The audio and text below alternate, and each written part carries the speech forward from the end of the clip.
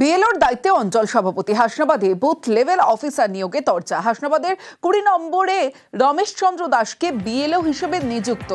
ঘটনাচক্রে স্কুল শিক্ষক রমেশ চন্দ্র দাস অঞ্চল সভাপতিও। বিএলও রমেশ চন্দ্র অঞ্চল সভাপতি। অভিযোগ, বিজেপির বিএলও পদে নেতার নিয়োগে সরব বিরোধীরা।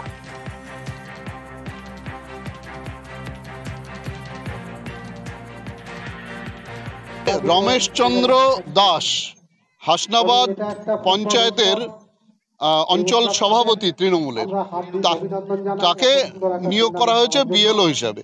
তৃণমূলদের জনসমর্থন নেই, এখন নিজেদের লোককে নির্বাচনী প্রক্রিয়ার মাধ্যমে ঢুকিয়ে নির্বাচনকে ম্যানিপুলেট করে জিততে চাইছে। কিন্তু এটা ভারতীয় জনতা পার্টির কর্মীরা সদা জাগ্রত আছে। নির্বাচন কমিশনের কাছে আমরা রিপোর্ট করেছি, অবিলম্বে ওকে বাদ দিয়ে ওখানে অন্য কোনো সরকারি চাকরি করা লোককে নিয়োগ করা হবে। খাতায় কলমে দলের পদে নেই দাবি রমেশ চন্দ্র।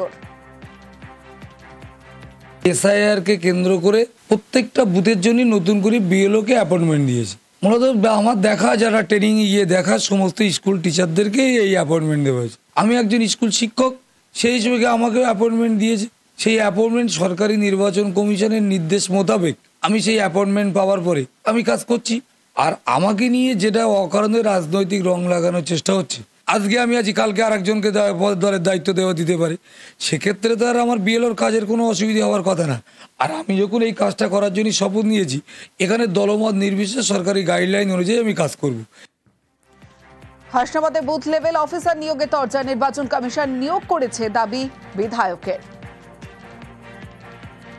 বিএলও তো নির্বাচন তো পরবর্তীতে নির্বাচন কমিশনের ইনস্ট্রাকশনে হয়েছে, কারণ আগে তো বিএলও সবকে স্টপ করে দিয়েছিল, আগে তো আইসিডিএস কর্মীরা ছিল। হ্যাঁ, এখন এটা তো করেছেন নির্বাচন কমিশনার, সেটা তো এর ব্যাপারে তো আমাদের কোনো হাত নেই। এটা নির্বাচন কমিশনার বা যারা নির্বাচন বিধি প্রণয়ন করে যারা এটাকে কার্যকারী করছে, অফিসিয়াল দিক তারাই ভালো বলতে পারবে।